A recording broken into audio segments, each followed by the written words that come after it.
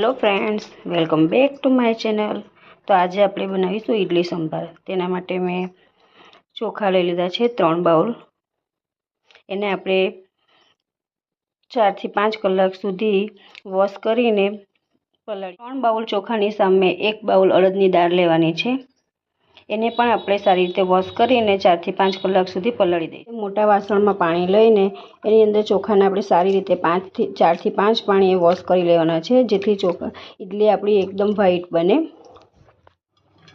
તો આપણે દાળને પણ આ રીતે 4 થી 5 પાણીએ વોશ કરી લઈશું સારી રીતે।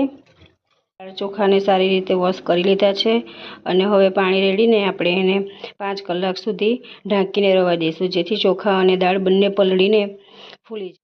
तो फ्रेंड्स 5 कलाक थई गया है और अपना चोखा जो पलाळीने राख्या था इडली माटे ए पण सारी रीते पलળી गया है। हवे आपणे एने एक मिक्सर जार में लईने पीसी लईशुं।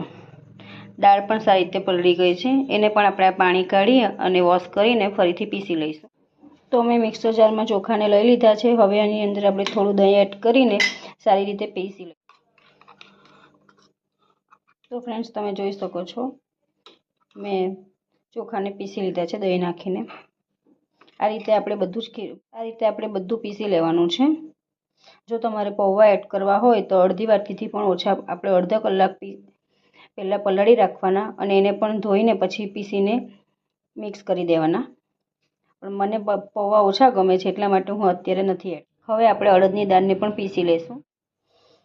હવે આપણે આથો લાવવા માટે 7 થી 8 કલાક સુધી ફીટ ઢાંકણ ઢાંકીને रवा दईशुं, जेथी करी सारी रीते आथो आवी जाय। एनी 6-7 कलाक पछी तमे बेटर जोई शको छो सरस आथो आवी गयो छे। हवे आपणे एक वासणमां काढीने थोडुं मीठुं उमेरीने अमे खावानो सोडा उमेरीने इडली बनावी लईशुं। एक नाना वासणमां मैं खीरुंने काढी लीधुं छे।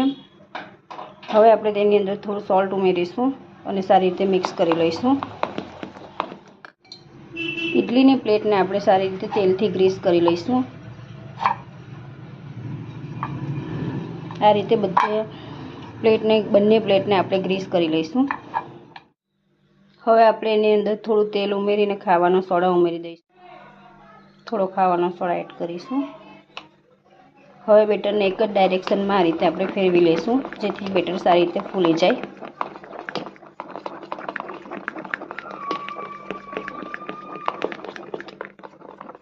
हवाना कण भरावाथी बेटर सरस फूली जाय छे। हवे आपणे बेटरने आ रीते एड करी दईशुं। आ रीते प्लेट में सेट करी कुकर में पानी गरम थवा माटे मूकी दीधुं तो ये बॉइल थई गयुं छे। हवे आपणे एनी अंदर आ प्लेटने एड। तो फ्रेंड्स हवे कुकर बंद करीने 15 मिनिट सुधी आपणे हाई फ्लेम पर स्टीम करी लईशुं। 15 मिनिट थई गई छे। हवे आपणे इडली कुकर खोलीने जोई लईशुं इडलीने।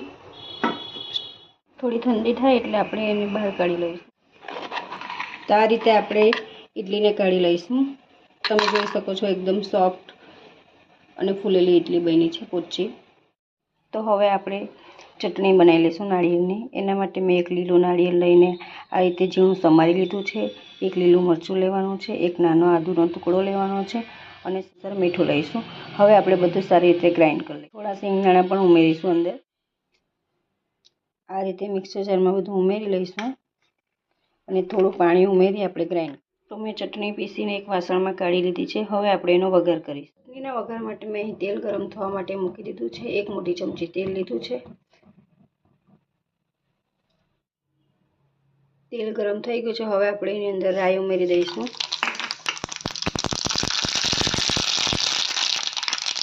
थोड़ी अड़दनी दाळ उमेरीशुं। 3 नाना टुकड़ा लाल मरचुं उमेरीशुं।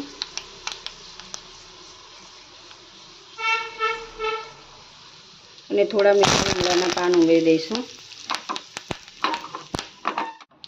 વઘારની ચટણીની અંદર એડ કરી દઈશું।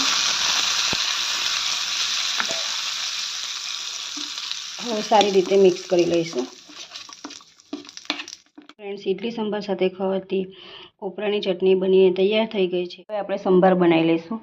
એના માટે મેં 1 વાટકી તુવેરની દાળ લઈ લીધી છે। એને 2 પાણીએ વોશ કરીને બોઇલ કરી લઈશું। पानी में बॉइल आई गयो है। हवे आपणे तुवेर दाळ उमेरी दईशुं। थोड़ुं मीठुं उमेरी दईशुं। અને થોડી હળદર ઉમેરી દઈશું. હવે ઢાંકણ બંધ કરીને 5 વિસલ કરી લઈશું. સંભાર માટે મેં વેજીટેબલ્સ કટ કરી લીધા છે. એક નાની દૂધીને સમારીને લઈ લીધી છે. નાનું રીંગણ લીધું છે સમારીને. એક બટેકાને સમારીને લઈ લીધું છે. એક ટામેટું લીધું છે સમારીને. 2 મોટી સાઈઝની ડુંગળીને કટ કરીને લીધી છે અને એક સરગવાની સિંગને આ રીતે પીસ કરીને લઈ લીધી છે. સરગવાની સિંગ ઉમેરવી ખૂબ જ જરૂરી છે. એનો ટેસ્ટ સંભારમાં ખૂબ જ સરસ લાગે છે. હવે આપણે સંભારને વઘારી લઈશું. એના માટે મેં પેન ગરમ થવા મૂકી દીધી છે. 4 મોટી ચમચી તેલ ઉમેરી દઈશું. એની અંદર આપણે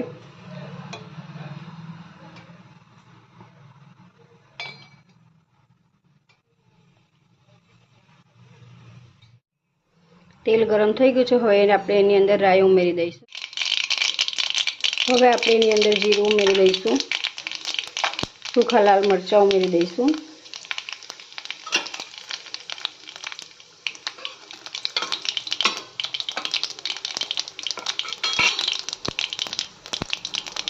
થોડી હિંગ ઉમેરી દઈશું.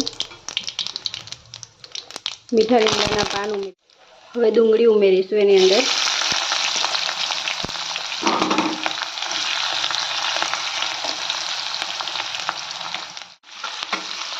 હવે સારી રીતે બધું મિક્સ કરીને ડુંગળી ગોલ્ડન બ્રાઉન થાય ત્યાં સુધી આપણે સાતળી લઈશું. ડુંગળીની અંદર આપણે થોડું સોલ્ટ ઉમેરીશું જેથી ડુંગળી જલ્દી સતરાઈ જાય. તો ફ્રેન્ડ્સ, ડુંગળી સતરાઈ ગઈ છે. હવે આપણે એની અંદર બીજા વેજીટેબલ્સ ઉમેરી દઈશું. દૂધી કટ કરીને રાખી હતી એને પણ આપણે ઉમેરી દઈએ. હવે તો બધા વેજીટેબલ્સ ઉમેરી દીધા છે. હવે આપણે સારી રીતે મિક્સ કરી લઈશું એને. તો ફ્રેન્ડ્સ, હવે આપણે એની અંદર મસાલા કરી લઈશું. 1 મોટી ચમચી ભરીને લાલ મરચું પાવડર ઉમેરી દઈશું. અડધી ચમચી હળદર ઉમેરીશું. 1 ચમચી સંભાર મસાલો ઉમેરીશું. 1 મોટી ચમચી ભરીને ધાણા જીરું પાવડર ઉમેરીશું. સ્વાદ અનુસાર મીઠું ઉમેરીશું. હવે બધું સારી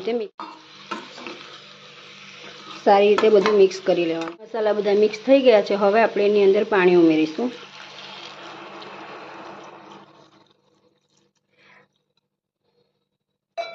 પાણી એડ કરીને આપણે ઢાંકણ ઢાંકીને 15 મિનિટ સુધી ઉકાળી લેવાનું છે જેથી બધા વેજીટેબલ્સ સારી રીતે કૂક થઈ. હવે આપણે થોડો એની અંદર ગોળ એડ કરી દઈશું અને 1 લીંબુનો રસ એડ કરીશું જેથી એકદમ ચટપટો સ્વાદ આવે. 15 મિનિટ થઈ ગઈ છે અને વેજીટેબલ્સ બધા સારી રીતે બોઇલ થઈ ગયા છે. હવે આપણે એની અંદર તુવેરની દાળ એડ કરી દઈશું. આપણે પહેલેથી બોઇલ કરીને રાખી હતી એ.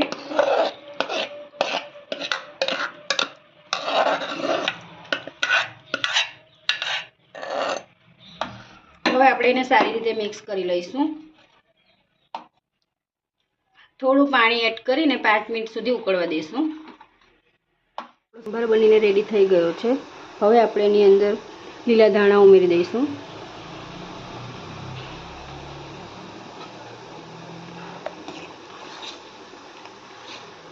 સારી રીતે એને મિક્સ કરી લઈશું. તો ફ્રેન્ડ્સ, આપણી ગરમમાં ગરમ ઇડલી બનીને તૈયાર થઈ ગઈ છે. તમે જોઈ શકો છો. હવે આપણે એને સર્વ કરીશું. નાળિયેરની ચટણી, સાઉથ ઇન્ડિયન સ્ટાઇલ, ગરમમાં ગરમ સંભાર.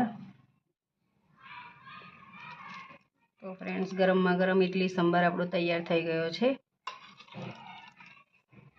શિયાળામાં ઇડલી સંભાર ખાવાની ખૂબ જ મજા આવે છે.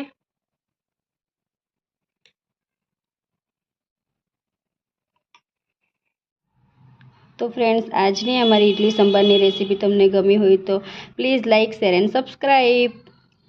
તો ફરી મળીશું નવા એક વિડીયો સાથે. ત્યાં સુધી bye. Thank you for watching.